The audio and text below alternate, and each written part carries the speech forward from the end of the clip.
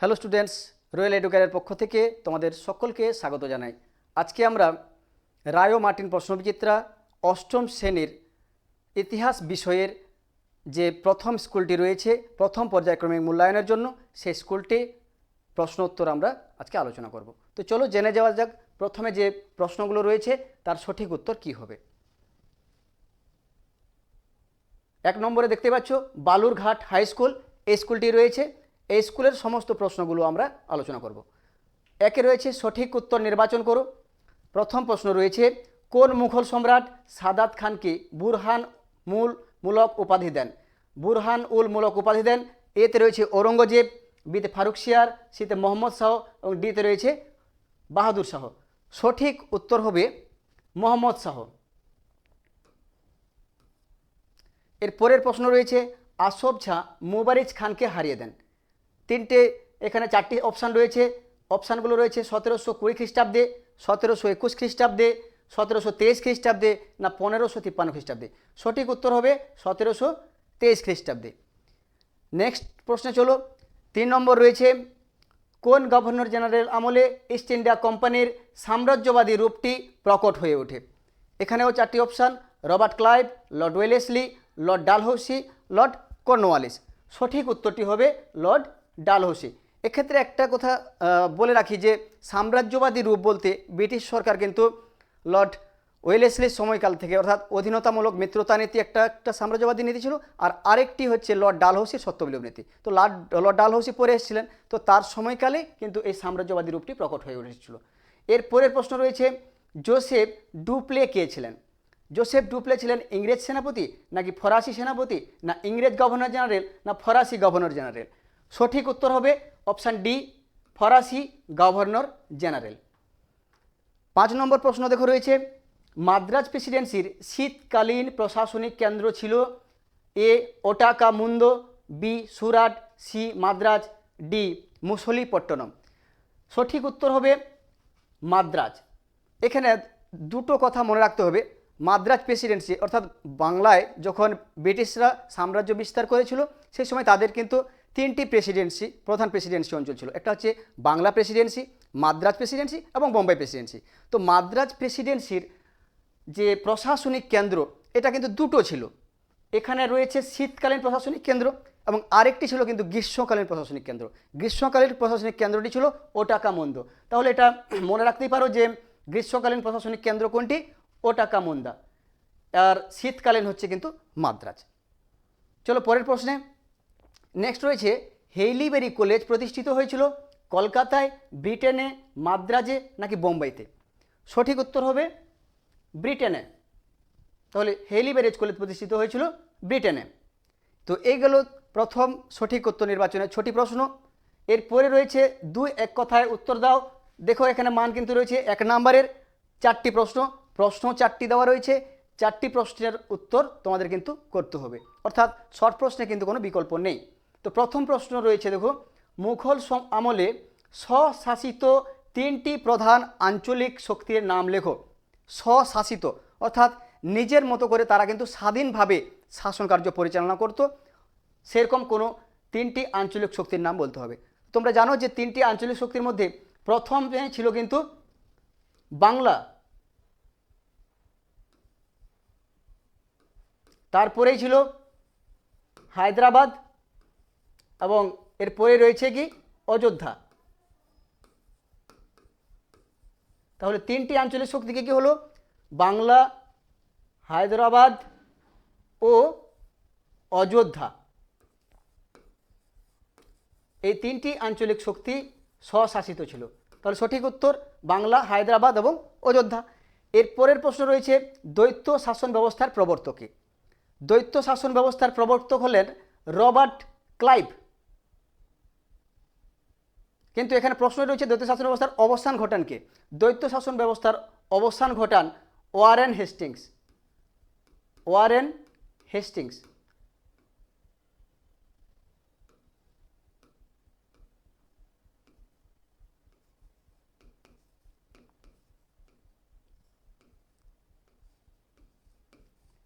দ্বৈত শাসন ব্যবস্থার অবসান ঘটান ওয়ারেন হেস্টিংস। কিন্তু প্রশ্ন থাকতে পারে প্রবর্তক কে? প্রথমে আমি বলে বলে ফেলেছিলাম প্রশ্নটা না দেখে, তো তাতে ওটাও প্রশ্ন হয় আর কি, যে দ্বৈত শাসন ব্যবস্থার অবসান ঘটান ওয়ারেন হেস্টিংস 1772 খ্রিস্টাব্দে। এখানে সময়কালটাও তোমরা মনে রাখতে পারো, 1772 খ্রিস্টাব্দে দ্বৈত শাসন ব্যবস্থার কিন্তু অবসান ঘটান। কিন্তু এক্ষেত্রে প্রবর্তকের নামটাও কিন্তু সমানভাবে তোমাদের পরীক্ষার জন্য কিন্তু প্রশ্ন থাকার সম্ভাবনা রয়েছে। অতএব এক্ষেত্রে 1772 সাল ওয়ারেন হেস্টিংসের যে সময়কাল, তিনি ক্ষমতায় এসেই কিন্তু এই দ্বৈত শাসন ব্যবস্থাকে তুলে দিয়েছিলেন। এরপরে রয়েছে কোন আইন বলে গভর্নর জেনারেল নামে একটি নতুন পদের সৃষ্টি হয়? এটা সঠিক উত্তর হবে 1773 খ্রিস্টাব্দে রেগুলেটিং অ্যাক্ট। এখান থেকে আমরা যদি এখানে এরো দিয়ে উত্তরটা করে নিই যে ওর আইন বলে গভর্নর জেনারেল নামে নতুন একটি পদের সৃষ্টি করা হয়, এটা সঠিক উত্তর হবে 1773 খ্রিস্টাব্দে রেগুলেটিং অ্যাক্ট। 1773 খ্রিস্টাব্দের রেগুলেটিং অ্যাক্ট, এই অ্যাক্ট অনুসারে গভর্নর জেনারেলের নামে নতুন একটি কিন্তু পদ সৃষ্টি করা হয়েছিল। তার আগেই ছিল কিন্তু বাংলার গভর্নর।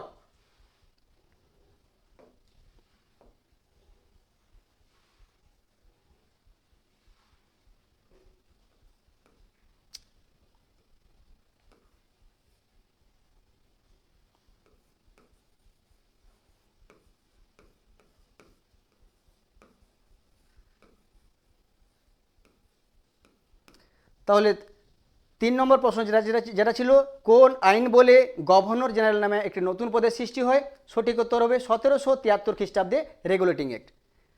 পরের প্রশ্ন রয়েছে দেখো, ওয়ারেন হেস্টিংসের হিন্দু আইন সংকলনের ইংরেজি অনুবাদটির নাম কি?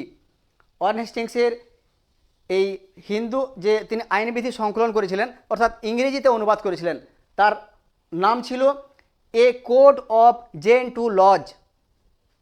এর উত্তরটা হবে, সঠিক উত্তর হবে এ কোড অফ জেন্টু লজ। আমরা এখানে বুঝে নিই, এ কোড, এখানে যদি উত্তরটা আমি এভাবে দিয়ে করে দিতে পারি, এ কোড অফ জেন্টু লজ, GENTOO, উচ্চারণ কিন্তু জেন্টু লজ। আরেকটি অপশানও ছিল, তো তোমরা এইটাই যদি শুধু লিখো এ কোড অফ জেন্টু লজ, তাতেও কিন্তু ইংরেজি অনুবাদটি হয়ে যায়। তাহলে এটা ছিল আসলে হিন্দু আইন সংকলনের ইংরেজি অনুবাদের নাম, এ কোড অফ জেন্টু লজ। তো তাহলে 4টে প্রশ্ন, মুঘল আমলে স্বশাসিত 3টি আঞ্চলিক শক্তির নাম হচ্ছে বাংলা, হায়দ্রাবাদ এবং অযোধ্যা। পরের প্রশ্ন ছিল দ্বৈত শাসন ব্যবস্থার অবসান ঘটানকে লর্ড ওয়ারেন হেস্টিংস 1772 খ্রিস্টাব্দে। কোন আইন বলে গভর্নর জেনারেল নামে নতুন পদের সৃষ্টি হয়? 1773 খ্রিস্টাব্দে রেগুলেটিং অ্যাক্ট অনুসারে। এবং 4 নম্বর প্রশ্ন ছিল ওয়ারেন হেস্টিংসের হিন্দু আইন সংকলনটির নাম কী ছিল, যেটা ইংরেজি অনুবাদের নাম, সেটি ছিল এ কোড অফ জেন্টু লজ। এরপরে রয়েছে দেখো তোমাদের 2 নম্বরের প্রশ্ন, যেখানে রয়েছে 2-3টি বাক্যের মধ্যে উত্তর দিতে হবে এবং বিকল্প রয়েছে 2টো করতে হবে, প্রত্যেকটার মধ্যে কিন্তু অপশান রয়েছে। চলো প্রথম প্রশ্নের উত্তর জেনে নিই। প্রথমে রয়েছে লাহোরের চুক্তির 2টি গুরুত্ব লেখো। লাহোরের চুক্তি, লাহোরের চুক্তি হয়েছিল 1846 খ্রিস্টাব্দে ইংরেজদের সঙ্গে শিখদের। তো তার আগে কিন্তু একটা কথা মনে রাখতে হবে যে লর্ড ওয়েলেসলির যখন অধীনতামূলক মিত্রতা নীতি তিনি বিভিন্ন রাজ্যের মধ্যে প্রয়োগ করছেন, তো সেক্ষেত্রে তার এই সাম্রাজ্যবাদী নীতির বিরুদ্ধে তার এই যে সাম্রাজ্যবাদী নীতি, এটা কিন্তু সব জায়গায় কিন্তু সমানভাবে প্রভাবিত ছিল না। যেমন মহীশূরের কথা তোমরা জেনেছো, যেখানে টিপু সুলতান প্রতিবাদ করেছিলেন, কিন্তু মারাঠা রাজ্যেও যদিও হয়তো প্রতিবাদ খুব একটা জোরালো হয়নি, কিন্তু পাঞ্জাবে প্রতিবাদের একটা কিন্তু ঝড় উঠেছিল, যেখানে পাঞ্জাবি শিখরা তারা কিন্তু বিদ্রোহ করেছিল এবং যার জন্য কিন্তু 1845-এ প্রথম ইঙ্গো শিখ যুদ্ধ। তাহলে লাহোরের চুক্তি হচ্ছে কিন্তু একটা যুদ্ধের মধ্যে দিয়ে একটা চুক্তি হয় বা একটা সন্ধি হয়। তো 1845-এ একটা যুদ্ধ হয়, সেটা হচ্ছে ইঙ্গো শিখ যুদ্ধ। ইঙ্গো শিখ যুদ্ধে যেখানে হেরে যায় শিখরা, এবং হেরে যাওয়ার ফলে ব্রিটিশ যে কর্তৃত্ব সেটা কিন্তু ওই শিখ দরবারে অর্থাৎ পাঞ্জাবে সেখানে কিন্তু প্রভাবিত হয়ে যায়। তো সেই কারণে এখানে গুরুত্ব হিসাবে বলতে পারি যে লাহোরের চুক্তি অনুসারে অর্থাৎ 1846-এ লাহোরের চুক্তি অনুসারে যখন শিখরা পরাজিত হলো, এই শিখদের পরাজয়ের ফলে জলন্ধর দোয়াবে ব্রিটিশ কর্তৃত্ব প্রতিষ্ঠিত হলো। 1। 2 নম্বর হচ্ছে ব্রিটিশ রেসিডেন্ট শিখ দরবারে এখন থেকে পাকাপাকিভাবে নিয়োগ করা শুরু হয়।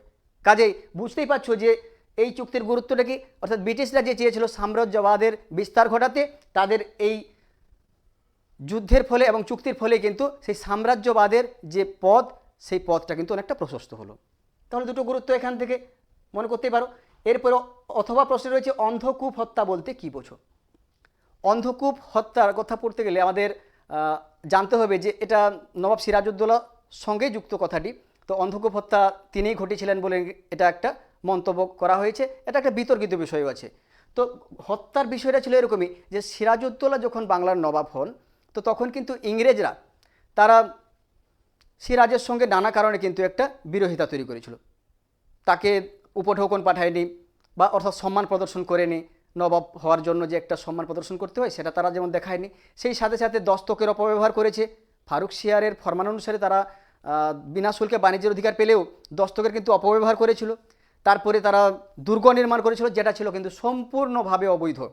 সিরাজউদ্দৌলার সঙ্গে এই যে বিরোধ, এই বিরোধ কিন্তু চরমে পৌঁছায়, এবং যার জন্য ব্রিটিশ ঐতিহাসিক এবং কর্মচারী, তিনি প্রথমেই কর্মচারী ছিলেন এবং ঐতিহাসিকও, হলওয়েল, যিনি বলছেন যে একটা বিবরণে যে সিরাজউদ্দৌলা নাকি 1756 সালে 20 জুন কলকাতা দুর্গ আক্রমণ করলেন, এবং কলকাতা দখল করার পরে তিনি 146 জন ইংরেজ কর্মচারীকে বন্দি করেছিলেন, এবং একটা ঘরের মধ্যেই তিনি বন্দি করেছিলেন, যে ঘরটির দৈর্ঘ্য ছিল 18 ফুট, যে রুমটির দৈর্ঘ্য এবং প্রস্থ ছিল 18 ফুট। তাহলে 18 ফুট দৈর্ঘ্য, 18 ফুট প্রস্থ একটি রুমের মধ্যে তিনি 146 জন নরনারীকে বন্দি করে রেখেছিলেন।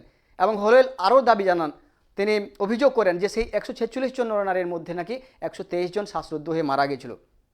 এই ঘটনা অন্ধকূপ হত্যা বলে তিনি অভিহিত করেছেন।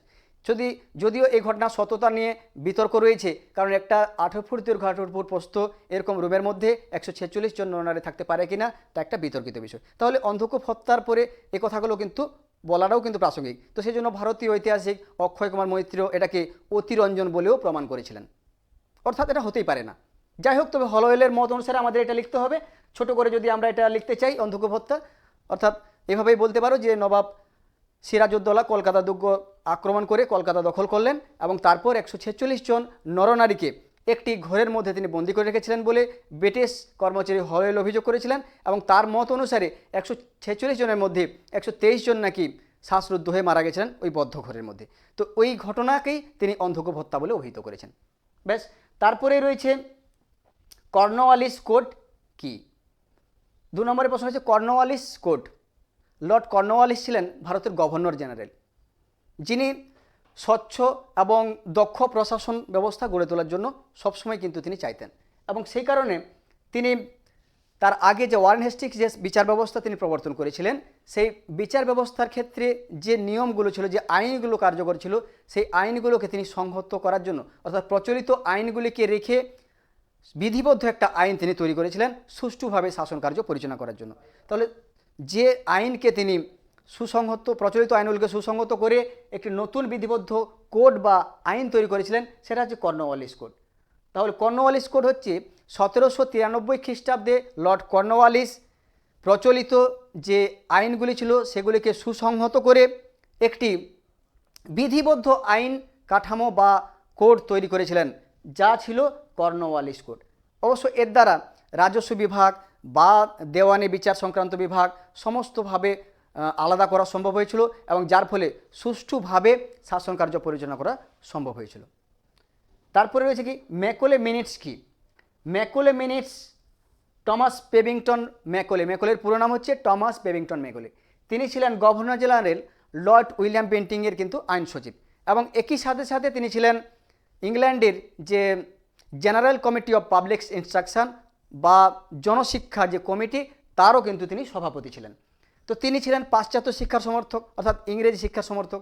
তিনি ম্যাকলে যখন আইন সচিব ছিলেন বেন্টিংয়ের, তখন তিনি পাশ্চাত্য শিক্ষা প্রসারের জন্য কিন্তু লর্ড উইলিয়াম বেন্টিংয়ের কাছে একটি প্রস্তাব রাখেন, যে প্রস্তাবটি ম্যাকলে মিনিটস নামে পরিচিত হয়েছিল, এবং এই প্রস্তাবটি রেখেছিলেন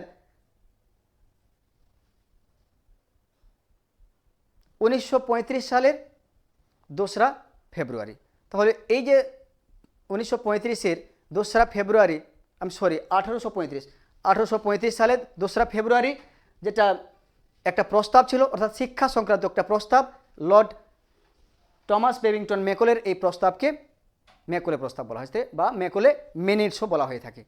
তাহলে লর্ড উইলিয়াম বেন্টিংয়ের আইন সচিব টমাস বেবিংটন ম্যাকলে 1835 খ্রিস্টাব্দের 2রা ফেব্রুয়ারি শিক্ষা সংক্রান্ত অর্থাৎ পাশ্চাত্য শিক্ষা সংক্রান্ত যে মিনিটস বা প্রস্তাব পেশ করেছিলেন, সেটি হচ্ছে ম্যাকলে মিনিটস নামে পরিচিত ছিল। এরপরে বড় প্রশ্ন রয়েছে, দেখো, যেখানে 3 নম্বরের প্রশ্ন, সত্য বিলোপ নীতির সংক্ষিপ্ত পরিচয় দাও, অথবা বণিকের মানদণ্ড কিভাবে রাজদণ্ডে পরিণত হয়েছিল। তো পুরো তারপরে প্রশ্ন রয়েছে, ম্যাকলের পুরো নাম কি, এশিয়াটিক সোসাইটি প্রতিষ্ঠার উদ্দেশ্য কী ছিল, কোম্পানির আমলে দারোগা ব্যবস্থার সংক্ষিপ্ত পরিচয় দাও। এই গেল দুটো প্রশ্ন, যেখানে কিন্তু তোমাদের 3টি দেওয়া রয়েছে, 4টি প্রশ্নই দেওয়া রয়েছে, এখানে 2টো প্রশ্ন করতে হবে। তারপরে 8-10টি বাক্যে উত্তর দাও, এখানে রয়েছে 2টি প্রশ্ন করতে হবে 5 নম্বরের, কিন্তু রয়েছে কত, 4টি প্রশ্ন রয়েছে। বক্সারের যুদ্ধের গুরুত্ব লেখো, অথবা বাংলার দ্বৈত শাসন ব্যবস্থার ফলাফল। তারপর রয়েছে বাংলার গভর্নর জেনারেল ওয়ারেন হেস্টিংসের বিচার বিভাগীয় সংস্কারের সংক্ষিপ্ত পরিচয় দাও, বা ভারতে কোম্পানির আমলে পাশ্চাত্য শিক্ষার প্রসারে খ্রিস্টান মিশনারিদের কী ভূমিকা ছিল। তো প্রশ্নগুলির উত্তর আমরা সবগুলোই আজকে আলোচনা করব। তাহলে প্রথম প্রশ্ন কী ছিল 5-এর দাগে, 5-এর 1 ছিল সত্য বিলোপ নীতির সংক্ষিপ্ত পরিচয় দাও।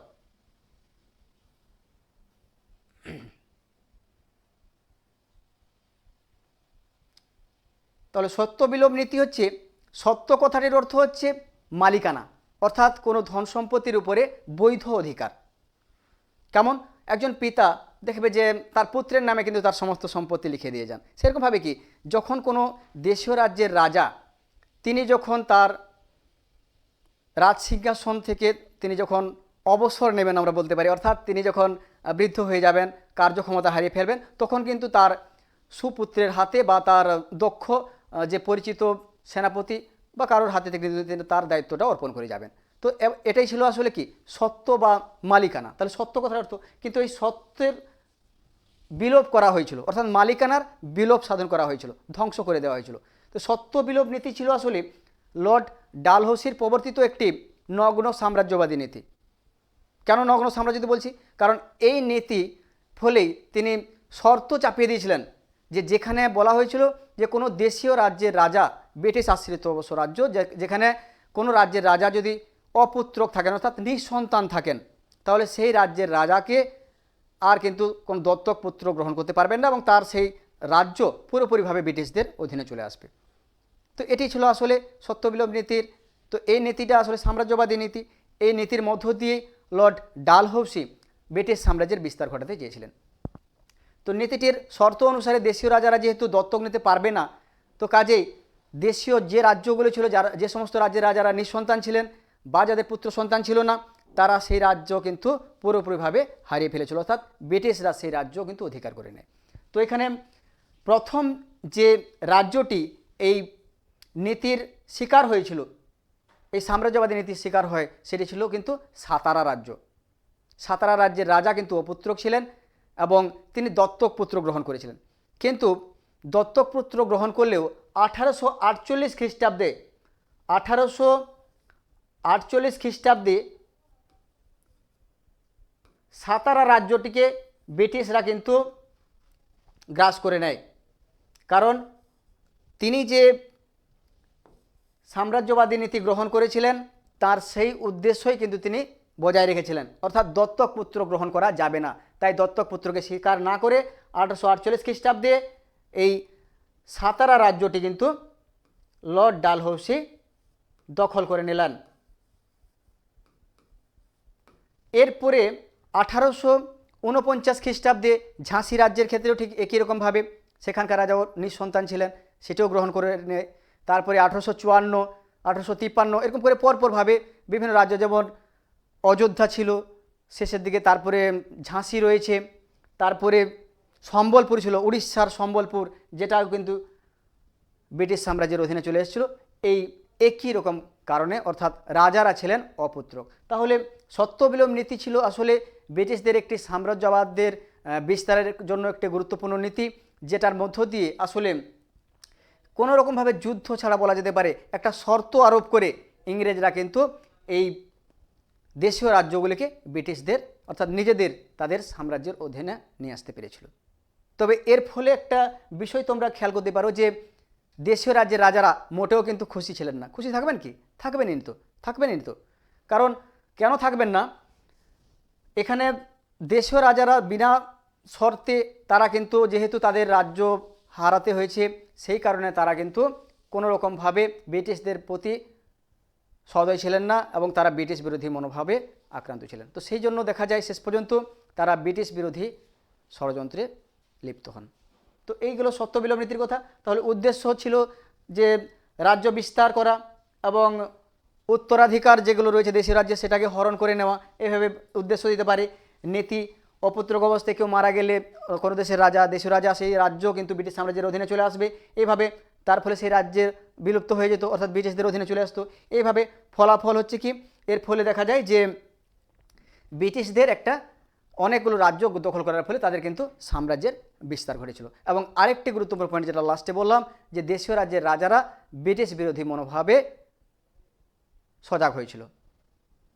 এরপরে প্রশ্ন ছিল কি যে বণিকের মানদণ্ড কীভাবে রাজদণ্ডে পরিণত হয়েছিল। বণিকের মানদণ্ড তোমরা জানো যে ইংরেজ ইস্ট ইন্ডিয়া কোম্পানি প্রথমে কিন্তু ভারতবর্ষে ব্যবসা বাণিজ্য করার জন্যই কিন্তু এসেছিল। এই ব্যবসা বাণিজ্য করতে করতে তারা কিন্তু ক্ষমতা দখল করেছে এবং সর্বোপরি এখানে শাসন করেছে ভারতবর্ষে। তো এটা তো একদিনের বিষয় নয়। অবাক হবে যে প্রথম প্রায় 100 বছর অর্থাৎ 1717 আগে তারা কিন্তু কোনোভাবে বাণিজ্যের বৈধ অধিকার পায়নি। অর্থাৎ ইস্ট ইন্ডিয়া কোম্পানি শুধু তারা ব্যবসা বাণিজ্য করেছিল, কোনো রকম বৈধ ক্ষমতা তাদের কিন্তু ছিল না। 1717-তে যখন মুঘল সম্রাট ফারুক শিয়ার তিনি ইংরেজ ইস্ট ইন্ডিয়া কোম্পানিকে কিন্তু একটা ফরমান দেন এবং কোম্পানির তরফ থেকে এসেছিলেন সুরম্যান নামে একজন সদস্য, যিনি কিন্তু মুঘল দরবারে এই বাণিজ্যের যে ফরমান বা বাণিজ্য করার যে ছাড়পত্র সেটা আদায় করার জন্য মুঘল দরবারে যখন আসেন, ফারুক শিয়ার কিন্তু 1717-তে তিনি সেই ফরমান দিয়ে দেন এবং বার্ষিক 3000 টাকার বিনিময়ে বিনা শুল্কে বাণিজ্য করার অধিকার প্রদান করলেন। ফলত বাংলায় ইস্ট ইন্ডিয়া কোম্পানি যে ফরমান লাভ করলো তাতে বাণিজ্যের ছাড়পত্র তারা কিন্তু পেয়ে যায়, বিনা শুল্কে বাণিজ্য করার ছাড়পত্র। তো তারপরে কিন্তু এই কোম্পানি ফরমান লাভ করলেও দেখা যায় অনেকগুলো কিন্তু সমস্যা দেখা দিচ্ছে। কারণ কোম্পানিকে কিন্তু দেওয়া হয়েছিল বাণিজ্যের ছাড়পত্র, কিন্তু কোম্পানির যে কর্মচারী যারা ছিল তারা কিন্তু এর অপব্যবহার করতে থাকে। ফলত বাংলাতে যে নবাবরা যারা ছিলেন প্রতিটা সময়ে দেখা যায় নবাবদের সঙ্গে কিন্তু একটা বৈরীপূর্ণ সম্পর্ক তৈরি হয়, একটা বিরোধিতা তৈরি হয়, একটা বিরোধ তৈরি হয়। কেমন? কারণ বিনা শুল্কে বাণিজ্য করার ফলে আমাদের এদেশীয় যে বণিকরা যারা ছিল তারা কিন্তু ওই ব্রিটিশ বণিকদের সঙ্গে প্রতিযোগিতায় পেরে উঠতো না। ফলত দেশীয় বণিকরা কিন্তু তাদের লাভের অংশ থেকে তিনি কিন্তু বঞ্চিত হয়েছিল। তো সেই জন্য দেখা যায় বিভিন্ন সময় এই বিনা শুল্কে বাণিজ্যকে কেন্দ্র করে একটা বিরোধ চলতে থাকে। সবচেয়ে বিরোধটা প্রকট হয় মুর্শিদকুলি খান থেকে আলীবর্দী খান পর্যন্ত অতটা বিরোধিতার জায়গা না থাকলেও নবাব সিরাজউদ্দৌলার সময় কিন্তু এই বিরোধ চরমে পৌঁছায়, যার ফলে দেখা যায় যে সিরাজউদ্দৌলার সঙ্গে 1757-তে পলাশির যুদ্ধ সংগঠিত হয়েছিল এবং এই যুদ্ধের ফলশ্রুতিতে নবাবের পরাজয় ঘটলে এখান থেকে কিন্তু কোম্পানি তাদের একটা কিন্তু রাজনৈতিক ক্ষমতা অর্জন করলো। তাহলে ধীরে ধীরে বুঝতে পারছো যে বাণিজ্যিক গোষ্ঠী বা বণিক সংস্থা থেকে ধীরে ধীরে তারা ব্যবসা বাণিজ্যের ছাড়পত্র বা ফরমান লাভ করলো, তারপরে কিন্তু দেখো রাজনৈতিক ক্ষমতা কিন্তু লাভ করলো। শুধু তাই নয়, এরপরে কিন্তু 1764-তে আরেকটি গুরুত্বপূর্ণ যুদ্ধ হয়েছে নবাব মীর কাসিমের সময়, অর্থাৎ বাংলার নবাব যখন মীর কাসিম ছিলেন সেটি ছিল বক্সারের যুদ্ধ। এই যুদ্ধে তিনি এককভাবে অবশ্য লড়াই করেননি, এক্ষেত্রে অযোধ্যার নবাব সুজাউদ্দৌলা ছিলেন এবং মুঘল সম্রাট দ্বিতীয় শাহ আলমও যুক্ত ছিলেন। তাহলে মুঘল সম্রাট দ্বিতীয় শাহ আলম, অযোধ্যার নবাব সুজাউদ্দৌলা এবং বাংলার নবাব মীর কাসিম যৌথভাবে তারা ব্রিটিশদের বিরুদ্ধে মোকাবিলা করার জন্য 1764-তে বক্সারের যুদ্ধ করলেন। কিন্তু দুর্ভাগ্যের বিষয় এটাই যে এই যুদ্ধেও কিন্তু এই যৌথ বাহিনীর পরাজয় ঘটে, অর্থাৎ ইংরেজরা জয়লাভ করলো। তাহলে একে একে ইংরেজদের যে লাভের জায়গাটা দেখো, তারা এখানেও কিন্তু কতটা তারা শক্তিশালী হয়েছে, একটা জোটবদ্ধ বাহিনীকেও তারা পরাজিত করলো। ফলত বাংলা, অযোধ্যা এবং মুঘল সম্রাট যিনি প্রধান ছিলেন ভারতবর্ষে, তার ক্ষমতা যখন খর্ব হয়ে গেল, ভারতবর্ষে বক্সারের যুদ্ধের পরে ইংরেজদের ক্ষমতা অনেক বেশি আরও বেড়ে গেল, অর্থাৎ তাদের রাজনৈতিক ক্ষমতা অনেক বেশি বৃদ্ধি পেল, রাজনৈতিক মর্যাদাও বহুগুণ বৃদ্ধি পেয়ে যায়। 1764 বক্সার যুদ্ধে পরাজয়ের ফলে মুঘল সম্রাট তিনি একটি সন্ধি স্বাক্ষর করলেন, যেটি এলাহাবাদের দ্বিতীয় সন্ধি। এখানে এই সন্ধি অনুসারে 1765 তিনি ইংরেজদের দেওয়ানি দিয়ে দিলেন। দেওয়ানি অধিকারটা হচ্ছে মানে রাজস্ব আদায়ের অধিকার। বাংলা, বিহার, উড়িষ্যা তিনটি বৃহৎ প্রদেশের তারা রাজস্ব আদায় করবে। সেহেতু তাই নয়, সেই সঙ্গে সঙ্গে অযোধ্যার নবাবও আত্মরক্ষামূলক চুক্তি করলেন, সেটি ছিল এলাহাবাদের প্রথম সন্ধিতে। তো সেখানেও তিনি কারা এবং এলাহাবাদের প্রদেশ দুটি ছেড়ে দিতে ব্রিটিশদের বাধ্য হয়েছিলেন। আর আরেকটি কথা, এখানে মীর কাসিম কিন্তু তিনি বক্সারের যুদ্ধে পরাজিত হয়ে ওখান থেকে পলায়ন করেছিলেন। তাহলে দুর্বলতাটা এখানে দেখো যে কীভাবে তারা বণিক থেকে রাজদণ্ড অধিকারী হয়ে গেল। এখানে বাংলার নবাবের একটা যে শেষ প্রদীপ বলা যেতে পারে, অর্থাৎ যিনি প্রতিবাদী ছিলেন মীর কাসিম, তার পরাজয় ঘটল। তাহলে নবাবী শাসনের একটা অবসান ঘটছে বক্সারের যুদ্ধে। আর তার সঙ্গে কিন্তু হয়ে যাচ্ছে যেখানে অযোধ্যার নবাবের দুর্বলতা এবং সর্বোপরি মুঘল সম্রাটেরও একটা দুর্বলতা। তাহলে স্বাভাবিকভাবেই ভারতবর্ষে ইংরেজদের বিরোধিতা করার মতো কিন্তু আর কেউ থাকলো না বলা যেতে পারে। তো সেই দিক থেকে ইংরেজ ইস্ট ইন্ডিয়া কোম্পানি এইভাবে একের পর এক বণিক সংস্থা থেকে তারা রাজনৈতিক ক্ষমতা অর্জন করলো, অর্থাৎ বণিকের মানদণ্ড ধীরে ধীরে রাজদণ্ডে পরিণত হয়। তাহলে বুঝতে পারলে 1717 থেকে 1765 খ্রিস্টাব্দের পর কিন্তু তারা এই রাজনৈতিক ক্ষমতা বা রাজদণ্ডে তারা কিন্তু পরিণত হতে পেরেছে। তার আগে কিন্তু প্রায় 100 বছর যেটা বললাম, সেটা কিন্তু পুরোপুরিভাবে তারা কিন্তু বাণিজ্যিক অধিকার পায়নি, কেবলমাত্র শুধু বাণিজ্য করার একটা অধিকার পেয়েছিল। তাহলে বণিক সংস্থা থেকে ধীরে ধীরে এইভাবে রাজদণ্ডের তারা অধিকারী হয়েছিল, অর্থাৎ রাজনৈতিক ক্ষমতা অর্জন করেছিল। এর পরের প্রশ্ন রয়েছে, ম্যাকলের পুরো নাম কি? এশিয়াটিক সোসাইটি প্রতিষ্ঠার উদ্দেশ্য কী ছিল? ম্যাকলের পুরো নাম ছিল টমাস বেবিংটন ম্যাকলে, যিনি ছিলেন গভর্নর জেনারেল লর্ড উইলিয়াম বেন্টিংয়ের আইন সচিব।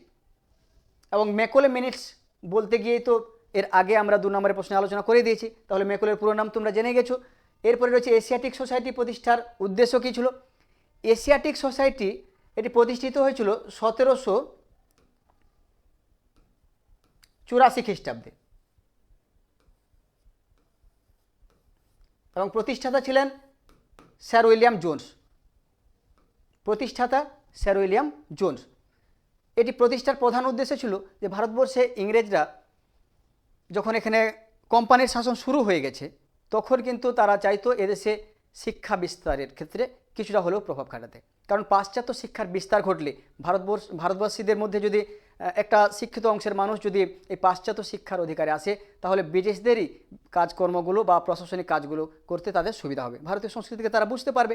তো সেই কারণে স্যার উইলিয়াম জোন্স 1784 খ্রিস্টাব্দে এশিয়াটিক সোসাইটি প্রতিষ্ঠা করলেন।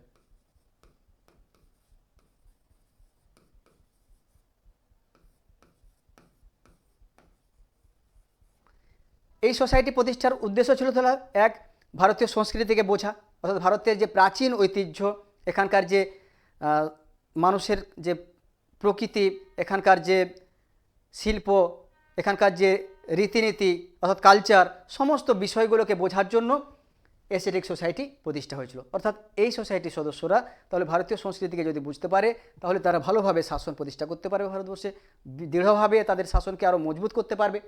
আর দ্বিতীয় উদ্দেশ্য ছিল এখানে ভারতীয় যে সাহিত্য, সেই সাহিত্যের ইংরেজি অনুবাদ করা।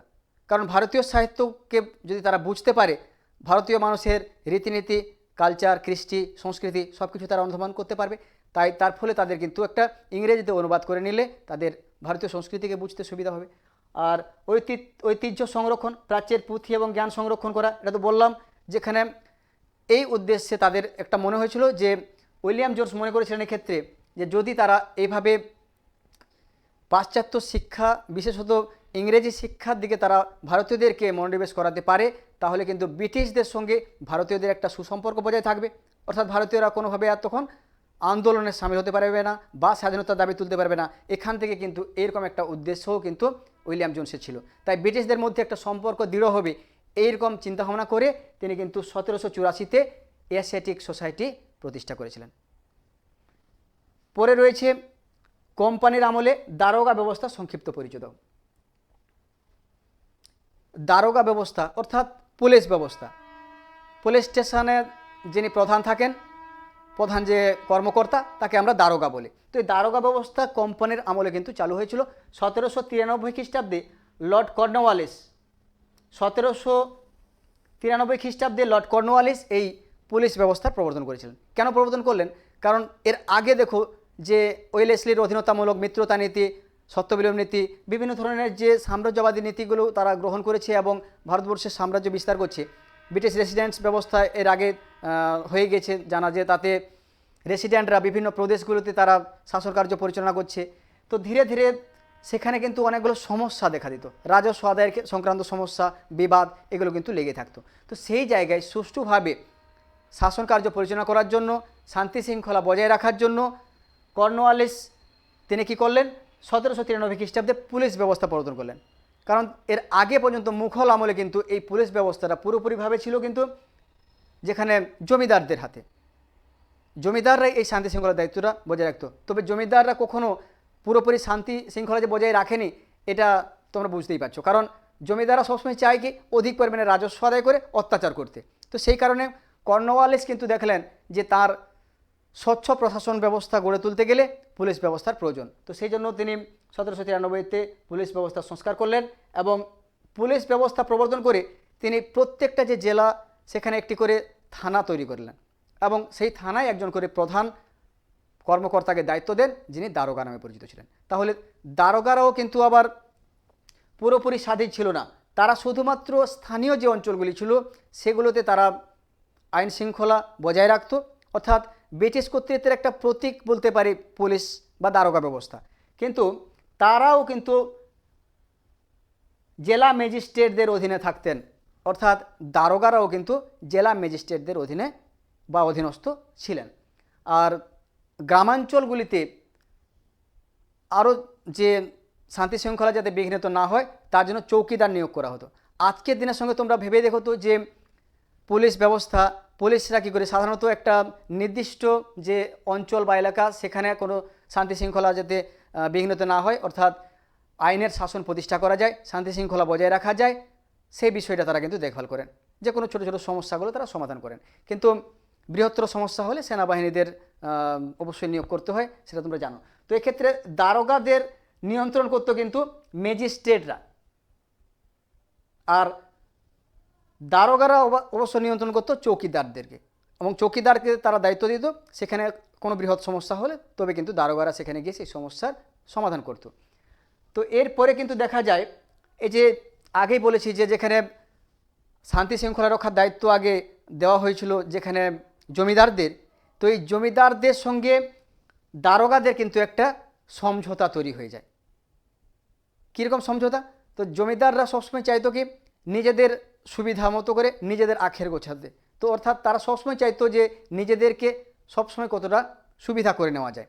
তো এই জন্য দারোগাদের সঙ্গে সমঝোতা করার ফলে দেখা যায় গ্রামাঞ্চলে যৌথভাবে তারা অধিক রাজস্ব আদায় করার জন্য পুলিশ অর্থাৎ দারোগা এবং জমিদার উভয়ভাবে কিন্তু অত্যাচার শুরু করে দেয়। ফলত দারোগা ব্যবস্থা সাধারণ মানুষের ক্ষেত্রে যেন একটা অভিশাপ। এর ফলে সাধারণ মানুষের জীবন তো দুর্বিষহ হয়েছিল এবং পুলিশের সঙ্গে সাধারণ মানুষের একটা কিন্তু বিস্তর ব্যবধান তৈরি হয়ে যায়। তো সেই কারণে পরবর্তীকালে 1812 সালে এই দারোগা ব্যবস্থার অবসান ঘটানো হয়েছিল। তাহলে এখানে দারোগা ব্যবস্থা সম্পর্কে সংক্ষিপ্ত পরিচয় দাও বলা হয়েছিল। তাহলে প্রবর্তন কে করলেন, কেন প্রবর্তন করলেন এবং উদ্দেশ্য কী ছিল, যেটা কেন মানে উদ্দেশ্য কী ছিল, এবং তার ফলে ব্রিটিশদের কী কী সুবিধা হয়েছিল, কী কী কাজ করতে তাদের সুবিধা হয়েছিল। তাহলে আইনের শাসন প্রতিষ্ঠা করতে গিয়ে দেখা যায় তারা কিন্তু অপশাসন শুরু করেছিল এই দারোগা ব্যবস্থার মধ্য দিয়ে। পরের প্রশ্ন রয়েছে চলো 7-8টি বাক্যে উত্তর দাও। যেখানে রয়েছে বক্সারের যুদ্ধের গুরুত্ব আলোচনা করো অথবা বাংলার দ্বৈত শাসন ব্যবস্থার ফলাফল বর্ণনা করো। বণিকের মানদণ্ড কীভাবে রাজদণ্ডে পরিণত হলো এটা আমরা একটু আগে আলোচনা করলাম। তো সেরকমভাবে বক্সারের যুদ্ধের কথা আলোচনা করেছি, কত সালে কাদের মধ্যে হয়েছিল। তো গুরুত্বটা নিয়ে আমরা আজকে আলোচনা করব, কারণ বক্সারের যুদ্ধের আলোচনায় এই ক্লাসে আমি বলে দিয়েছি কিছুক্ষণ আগে। তো বক্সারের যুদ্ধ 1764 সালে হয়ে যাওয়ার পরে ব্রিটিশদের যে সুবিধাগুলো হয়েছিল অর্থাৎ গুরুত্ব কী কী হয়েছিল, এই যুদ্ধের গুরুত্ব বা ইম্পর্টেন্স কী ছিল, এক হচ্ছে ব্রিটিশদের রাজনৈতিক যে ক্ষমতা সেটা বৃদ্ধি পায়, অর্থাৎ পলাশির যুদ্ধে 1757 সালে ক্ষমতাটা তারা অর্জন করেছিল সিরাজউদ্দৌলাকে পরাজিত করে, অর্থাৎ বাংলার নবাবের একটা শাসনের যে স্বাধীন শাসন সেটা অবসান ঘটাতে পেরেছিল, অর্থাৎ তারা ক্ষমতাটা শুধুমাত্র কেড়ে নিতে পেরেছিল। কিন্তু 1764-তে বক্সারের যুদ্ধে যেখানে নবাব মীর কাসিম, সুজাউদ্দৌলা অযোধ্যার নবাব এবং দ্বিতীয় শাহ আলম মুঘল সম্রাট যিনি ছিলেন, অর্থাৎ সমগ্র যে ভারতবর্ষের প্রধান শক্তি যারা প্রতিবাদ করেছিলেন তাদের অবক্ষয় ঘটে, তাদের অবসান ঘটেছিল। ফলত বক্সারের যুদ্ধে তাহলে তাদের রাজনৈতিক ক্ষমতা বৃদ্ধি পেল। তাহলে ক্ষমতা অর্জন ছিল পলাশির যুদ্ধে, কিন্তু রাজনৈতিক ক্ষমতা বৃদ্ধি পেল এখানে 1764-তে বক্সার যুদ্ধের ফলে। এক, রাজনৈতিক ক্ষমতা বৃদ্ধির সঙ্গে সঙ্গে তাদের কিন্তু রাজনৈতিক মর্যাদাও বৃদ্ধি হয়।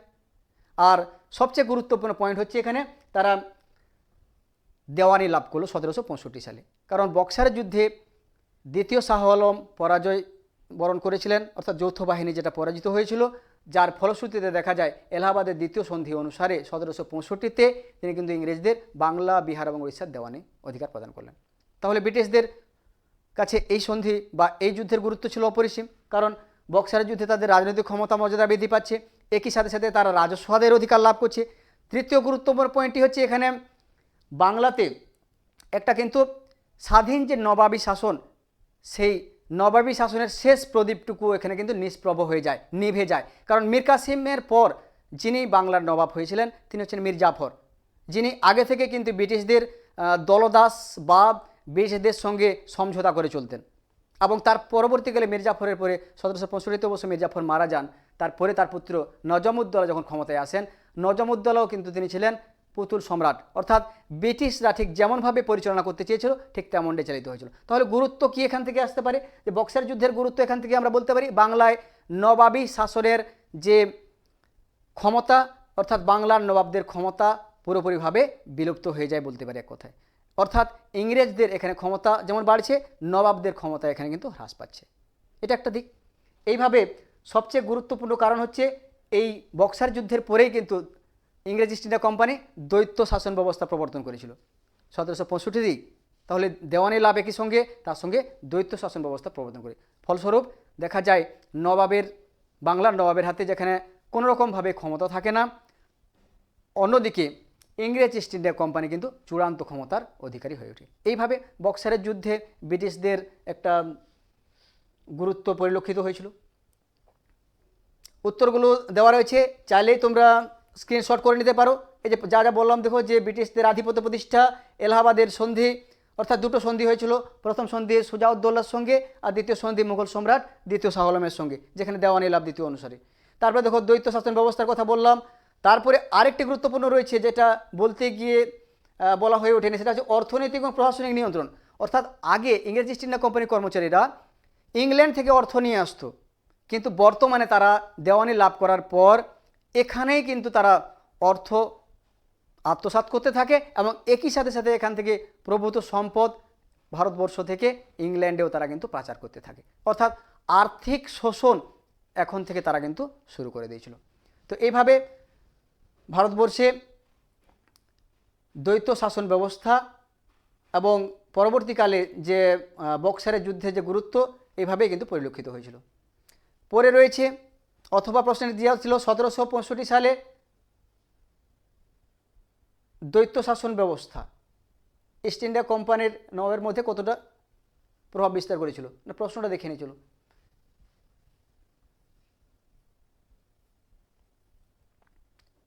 আচ্ছা, দ্বৈত শাসন ব্যবস্থা, হ্যাঁ ঠিকই আছে, বক্সারের যুদ্ধ এবং দ্বৈত শাসন ব্যবস্থার ফলাফল কী ছিল, ফলাফল দেওয়া রয়েছে।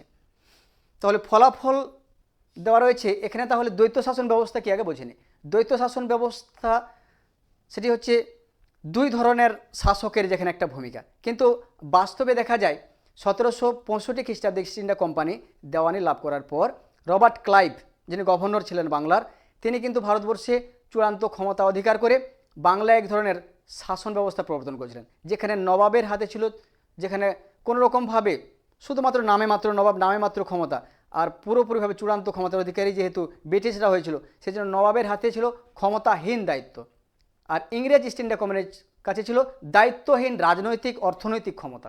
এটা হচ্ছে দ্বৈত শাসন ব্যবস্থা। প্রবর্তক ছিলেন রবার্ট ক্লাইভ। তো এই দ্বৈত শাসন ব্যবস্থার ফলে কি হয়েছিল, দ্বৈত শাসন ব্যবস্থার ফলে এর আগে শুধুমাত্র তারা যে বাংলা, বিহার, উড়িষ্যায় দেওয়ানি লাভ করেছে তাই নয়, তার সঙ্গে সঙ্গে যে পরিমাণ রাজস্ব আদায় করা হতো তার দ্বিগুণ, তিনগুণ অর্থাৎ বহুগুণ বেশি তারা রাজস্ব আদায় করতে শুরু করলো। তাহলে এটা কৃষকদের জীবনের ক্ষেত্রে একটা নেতিবাচক প্রভাব পড়তে শুরু করলো। আর সবচেয়ে গুরুত্বপূর্ণ বিষয় হচ্ছে দ্বৈত শাসনের ফলে নবাবের তো ক্ষমতা একদমই শেষ হয়ে যায়, একদম দলদাসে পরিণত হয়, অর্থাৎ ব্রিটিশদের যে গোলামে পরিণত হয়েছিল। আর 3 নম্বর গুরুত্বপূর্ণ পয়েন্ট হচ্ছে এখানে 1770 একটা মন্বন্তর, অর্থাৎ 76-এর মন্বন্তর, বাংলায় 1176 বঙ্গাব্দ, ইংরেজিতে 1770। তাহলে দ্বৈত শাসন ব্যবস্থার সময়কালটা যদি মনে রাখতে হয় তাহলে 1765 থেকে 72 পর্যন্ত এটা ছিল দ্বৈত শাসনের সময়কাল। তো এর ফলে দেখা যায় এই সময়ের মধ্যে ইংরেজ ইস্ট ইন্ডিয়া কোম্পানির কর্মচারীরা অধিক পরিমাণে রাজস্ব আদায় করতে থাকে, একদিকে অত্যাচার করতে থাকে, দ্বিতীয়ত তারা এখানে যে পলাশির যে এখানে যে বক্সারের যুদ্ধের পরে যে দ্বৈত শাসন এবং দ্বৈত শাসনের ফলে যে মন্বন্তর, এর ফলেও কিন্তু দেখা যায় বাংলার মানুষ অনাহারে না খেতে পেয়ে কিন্তু তারা মারা গেছিল। ফলস্বরূপ 1/3 মানুষ, একটা তথ্য থেকে, ঐতিহাসিকদের দেওয়া তথ্য থেকে বলা যেতে পারে যে 1/3 মানুষ কিন্তু এই যে দুর্ভিক্ষ এর কবলে পড়ে মৃত্যুমুখে পতিত হয়েছিল। আর ইংরেজ ইস্ট ইন্ডিয়া কোম্পানি এর ফলে দেখা যায় তাদের রাজস্ব এখানে অনেক বেশি পরিমাণে উৎপাদন করেছিল এবং সেই রাজস্ব তারা কিন্তু ইংল্যান্ডে সরাসরি পাচার করেছিল, বিরোধিতা করার মতো কেউ ছিল না। তাহলে দ্বৈত শাসনের ফলাফল এভাবে 1, 2, 3 করে পয়েন্ট করে লিখতেই পারো যে নবাবের এখানে ক্ষমতা নিষ্প্রভ হয়ে গিয়েছিল, বাংলার নবাবের ক্ষমতা। তারপরে দ্বৈত শাসন ব্যবস্থার ফলে এখানে মনন্ত দেখা দিয়েছিল, অধিক পরিমাণে রাজস্ব বৃদ্ধি করেছিল, আর্থিক শোষণ বা তোষণ শুরু হয়েছিল, অর্থাৎ সরাসরি কোম্পানির কর্মচারীরা আর ইংল্যান্ড থেকে অর্থ না নিয়ে এসে বাংলা থেকে তারা এখানেই তারা অর্থ আত্মসাৎ করে ইংল্যান্ডে তারা সরাসরি কিন্তু পাচার করতে শুরু করে দিয়েছিল।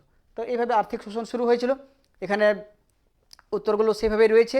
দেখো যে অর্থনৈতিক বিপর্যয় একটা হয় 1770 সালে, ভয়াবহ 76-এর মন্বন্তরের কথা তো বললাম। তারপরে দায়িত্বহীন শাসন, চরম দুর্নীতি, কোম্পানি দেওয়ানি লাভের মাধ্যমে রাজস্ব পূর্ণ ক্ষমতা পেলেও প্রশাসনিক দায়িত্ব নেয়নি, অর্থাৎ দ্বৈত শাসন ব্যবস্থা যেটা প্রশাসনিকভাবে তারা কিন্তু চূড়ান্ত ক্ষমতার অধিকারী ছিল, কিন্তু শুধুমাত্র প্রশাসনের নামমাত্র দায়িত্বে রাখা হয়েছিল নবাবকে, অর্থাৎ সমস্ত কাজগুলো যেন তার হাত দিয়ে, নবাবের হাত দিয়ে তারা কিন্তু করাতে চাইত। শিল্প বাণিজ্যের অবক্ষয় হয়েছে, তারপরে অরাজকতা 76-এর মন্বন্তর। আর এই ব্যবস্থার অবশ্য 1772 সালে ওয়ারেন হেস্টিংস যখন ক্ষমতায় আসেন তিনি এই ব্যবস্থা পুরোপুরিভাবে কিন্তু বাংলা থেকে তুলে দিয়েছিলেন। তো এইভাবে দ্বৈত শাসন ব্যবস্থার একটা নেতিবাচক প্রভাব বাংলার বুকে পড়েছিল। এটা যেন বলতে পারি এটা একটা বিষ বৃক্ষ, অর্থাৎ ক্লাইভ একটা বিষ বৃক্ষ রোপণ করেছেন, সেই বিষ বৃক্ষের ঝাড় পুরোপুরি উপড়ে দেন ওয়ারেন হেস্টিংস যখন গভর্নর জেনারেল হয়ে আসেন। এটা লাস্টে মন্তব্যে লিখতেই পারো। এখানে মন্তব্যে আমি একটা দিয়েছি যে সংক্ষেপে বলতে পারি যে দ্বৈত শাসন ছিল একটি নৈরাজ্যকর ব্যবস্থা। আমি বিষবৃক্ষের কথাও বললাম, সব তো লেখা যায়নি, এবারে তোমরা চাইলে যুক্ত করতেই পারো, যা বাংলার অর্থনীতি এবং সমাজকে পঙ্গু করে দিয়েছিল, অর্থাৎ মানুষের জীবনকে একবারে বিপর্যস্ত করে তুলেছিল। তাহলে পরের প্রশ্নে চলে যাই। পরে রয়েছে 2 নম্বর প্রশ্ন, বাংলার গভর্নর জেনারেল ওয়ারেন হেস্টিংসের বিচার বিভাগীয় সংস্কারের সংক্ষিপ্ত পরিচিত। একটা বিষয় লক্ষ্য করো যে ক্লাবের পরে যখন ওয়ারেন হেস্টিংস ক্ষমতায় আসছেন 1772-এ, অর্থাৎ ক্লাবের পরে অবশ্য আরও 2 জন গভর্নর জেনারেল ছিলেন, তো তারপরে যখন ওয়ারেন হেস্টিংস ক্ষমতায় আসছেন তিনি কিন্তু ক্ষমতায় এসে দ্বৈত শাসন ব্যবস্থার অবসান ঘটিয়ে বিচার বিভাগীয় সংস্কারের দিকে মনোনিবেশ করেন। শুধু বিচার বিভাগে নয়, প্রশাসনিক সংস্কার, তারপরে তার রাজস্ব সংস্কার, বিভিন্ন সংস্কারমূলক কাজগুলো রয়েছে, কিন্তু আমাদের প্রশ্ন রয়েছে বিচার বিভাগীয় সংস্কার। তাহলে বিচার বিভাগীয় সংস্কার এতদিন পর্যন্ত কিছু মুঘল আমলের যে রীতিনীতি যেমনভাবে চালু ছিল, অর্থাৎ জমিদাররা যখন বিভিন্ন জায়গায় আইন শৃঙ্খলা তারা বজায় রাখার চেষ্টা করতো, বা মুঘল প্রশাসনিক যে কর্মকর্তা যারা ছিল শুধুমাত্র মুঘল নিয়মকানুনটাই চালু ছিল। কিন্তু গভর্নর জেনারেল ওয়ারেন হেস্টিংস ক্ষমতায় এসে তিনি বিচার ব্যবস্থাকে ইউরোপীয়করণ করার চেষ্টা করলেন, অর্থাৎ একটু সংস্কারমূলক কাজ কিছু করতে চেষ্টা করলেন, কিছু নতুন কিছু যুক্ত করতে চাইলেন, কারণ ক্ষমতা তো তারা চূড়ান্ত অধিকার করে নিয়েছে এখনও পর্যন্ত বলা যেতে পারে। তো সেই কারণে গভর্নর জেনারেল হয়ে তিনি বিচার বিভাগীয় সংস্কারে একটা আমূল পরিবর্তন করেন। কি করেন? বর্তমানে যেমন দেখো যে আদালত রয়েছে, প্রতিটা রাজ্যে একটা করে হাইকোর্ট রয়েছে, সর্বোচ্চ আদালত বা ন্যায়ালয়, সুপ্রিম কোর্ট রয়েছে, তো সেইরকমভাবে তিনি জেলায় জেলায় যাতে করে সমস্ত সমস্যাগুলো সমাধান করা যায় তার জন্য তিনি কী করলেন, জেলা আদালত এবং দেওয়ানি এবং ফৌজদারি দুটো ভাগে ভাগ করে দিলেন।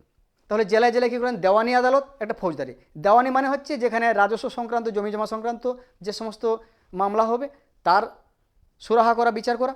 আর ফৌজদারি হচ্ছে যেখানে খুন বা বিভিন্ন ধরনের অসামাজিক ক্রিয়াকলাপগুলো যে বিচারাধীন, যে বিচারের আওতায় থাকবে, সেটা হচ্ছে ফৌজদারি।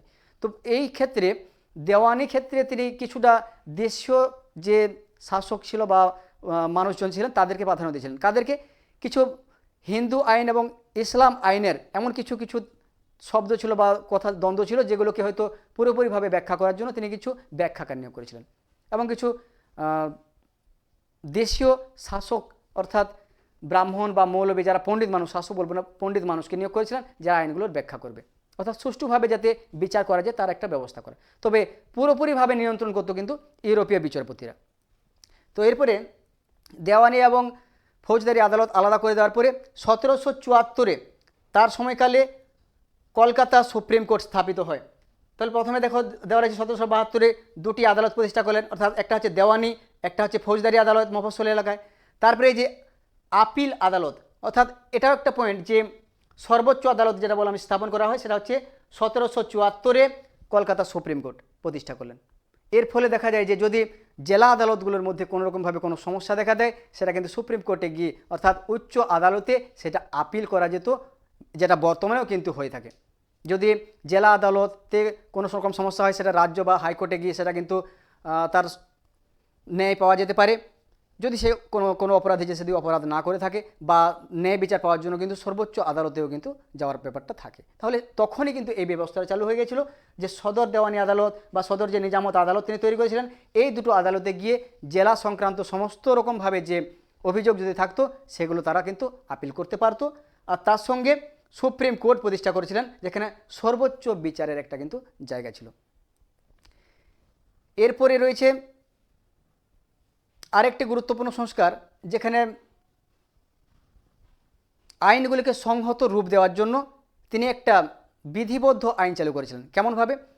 এই যে বাংলা, তো ব্রিটিশরা তো বাংলা বোঝে না তারা, তো সেই কারণে বাংলায় যে ব্যাখ্যাকার যারা ছিলেন অর্থাৎ যে ব্রাহ্মণ পণ্ডিতরা ছিলেন বা মুসলিম মৌলবীরা যারা ছিলেন, যারা হিন্দু আইন এবং ইসলাম আইনগুলোর ব্যাখ্যা করতেন যাতে করে সুষ্ঠুভাবে বিচার প্রক্রিয়াটা বজায় থাকে, সে কারণে এই হিন্দু পণ্ডিত এবং ব্রাহ্মণদেরকে নিয়েই তিনি কিন্তু দেখা যায় একটি আইনের যে সংকলন সেটাকে ইংরেজিতে অনুবাদ করেছিলেন, যেটা আগে শর্ট প্রশ্নে বলেছিলাম যে এ কোড অফ জেন্টু লজ। তাহলে লর্ড ওয়ারেন হেস্টিংসের সংস্কারের ক্ষেত্রে এইভাবে কিছুটা ভারতীয়দের প্রাধান্য দিয়েছেন, তবে সর্বোচ্চ বিষয়টা ছিল কিন্তু ইউরোপীয়দের নিয়ন্ত্রণাধীন, অর্থাৎ ইউরোপীয় বিচারপতিরাই কিন্তু ছিল এখানে শেষ কথা। তো এইভাবে ওয়ারেন হেস্টিংস তার বিচার ব্যবস্থার ক্ষেত্রে পরিবর্তন হয়েছিলেন। তাহলে পরপর যদি পয়েন্টগুলো ধরে নিই, তিনি দেওয়ানি আদালত এবং ফৌজদারি আদালত জেলায় জেলায় তৈরি করেছিলেন। দেওয়ানি নিজামত আদালত, ফৌজদারি নিজামত আদালত যেটা প্রতিষ্ঠা করলেন আপিল করার জন্য, আপিল আদালত বলতেই পারো যে আপিল আদালত প্রতিষ্ঠা করলেন। তারপরে তিনি সুপ্রিম কোর্ট প্রতিষ্ঠা করলেন এবং তারপরে তিনি একটা আইনগুলোকে সুসংহত রূপ দেওয়ার জন্য আইনের ব্যাখ্যা বা অনুবাদ কিন্তু তিনি তৈরি করেছিলেন, যেটা বাংলা থেকে ইংরেজিতে অনুবাদ করেছিলেন। এইভাবে সুষ্ঠু বিচার ব্যবস্থা তিনি কিন্তু বজায় রেখেছিলেন। আরেকটি বিষয় এখানে বিচারকদের সম্পর্কে বলে রাখি, যেটা লেখা হয়নি, যে তিনি বিচারকদের কিন্তু সরাসরি অর্থ গ্রহণ কিন্তু তিনি চাইতেন না, মানে নিষিদ্ধ করে দিয়েছিলেন। তিনি তার জন্য মাসিক বেতনেরও ব্যবস্থা করেছিলেন। এইভাবে কোম্পানির আমলে যে বিচার ব্যবস্থা ওয়ারেন হেস্টিংসের আমলে একটা দৃঢ় ভিত্তি বা মজবুত একটা ভিত্তিপ্রস্তর স্থাপন করেছিল, সে বিষয়ে কোনো সন্দেহ নেই। তাহলে এইভাবে পরপর তোমাদের উত্তরগুলো সাজিয়ে নিতে হবে, পয়েন্ট করে করে লিখতে হবে। তারপরে রয়েছে ভারতীয় কোম্পানির আমলে, এটা লাস্ট প্রশ্ন, যেটা অথবা প্রশ্ন, পাশ্চাত্য শিক্ষার প্রসারে খ্রিস্টান মিশনারিদের ভূমিকা। ইংরেজ ইস্ট ইন্ডিয়া কোম্পানি তো যখন চূড়ান্ত ক্ষমতা অর্জন করে নিয়েছে, তারপরেও ভারতবর্ষে তারা কিন্তু পাশ্চাত্য শিক্ষা অর্থাৎ এদেশীয় যে আমাদের যে সংস্কার, যে রীতিনীতি অর্থাৎ শিক্ষা, ভারতীয় সাহিত্য, এ বিষয়ে তারা কিন্তু খুব একটা হস্তক্ষেপ করতে চায়নি।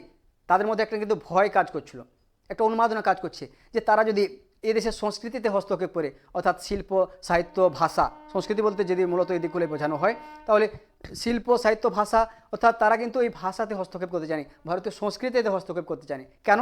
কারণ তারা মনে করেছিল যে পাশ্চাত্য শিক্ষা যদি বাধ্যতামূলক করে দেওয়া হয় তাহলে ভারতীয়দের মধ্যে থেকে কিন্তু একটা প্রতিবাদ গর্জে উঠতে পারে বা একটা প্রতিবাদ আসতে পারে, একটা আন্দোলন হতে পারে, স্বাধীনতার দাবি উঠতে পারে। তাই প্রথমের দিকে বলা যেতে পারে কোম্পানি ভারতীয় সংস্কৃতিতে হস্তক্ষেপ করেনি।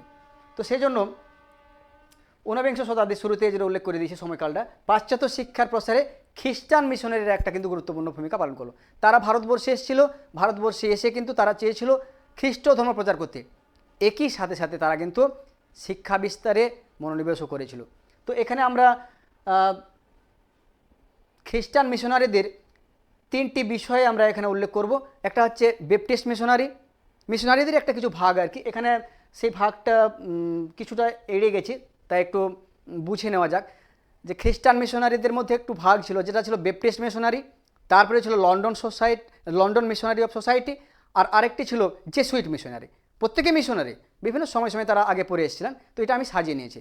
তো প্রথমে 1818 খ্রিস্টাব্দে উইলিয়াম ওয়ার্ড মার্সম্যান এবং উইলিয়াম কেরি, এই তিনজনের নাম দেখো এখানে রয়েছে। এরা ছিল ব্যাপটিস্ট মিশনারি। এরা শ্রীরামপুরে ব্যাপটিস্ট মিশনারি প্রতিষ্ঠা করেন, বা একটি Baptist mission, Serampore Baptist mission. আর 1818-তে এটা ব্যাপটিস্ট মিশনটা উল্লেখ করা হয়নি, মিস্টেক হয়ে গেছে। এখানে শ্রীরামপুর কলেজ যেটা রয়েছে, 1818-তে শ্রীরামপুর কলেজ প্রতিষ্ঠা করলেন। তোমরা যে বলো যে মিশন স্কুল, তাহলে কতগুলো মিশন স্কুল প্রতিষ্ঠা করেছিল ভাবতে পারবে না। খ্রিস্টান ব্যাপটিস্ট মিশনারিরা বাংলায় 126টি মিশনারি স্কুল অর্থাৎ মিশন স্কুল প্রতিষ্ঠা করেছিল, যেখানে প্রায় 10,000-এরও বেশি ছাত্রছাত্রী তারা কিন্তু পড়াশোনা করতো। তাহলে পাশ্চাত্য শিক্ষা বিস্তারে খ্রিস্টান মিশনারিদের একটা যে ভূমিকা, অগ্রণী ভূমিকা ছিল, সে বিষয়ে কোনো সন্দেহ নেই। শুধু তাই নয়, যে জেসুইট মিশনারি ছিলেন যিনি 1830 খ্রিস্টাব্দে, অর্থাৎ জেসুইট মিশনারির মধ্যে ছিলেন আলেকজান্ডার ডাব।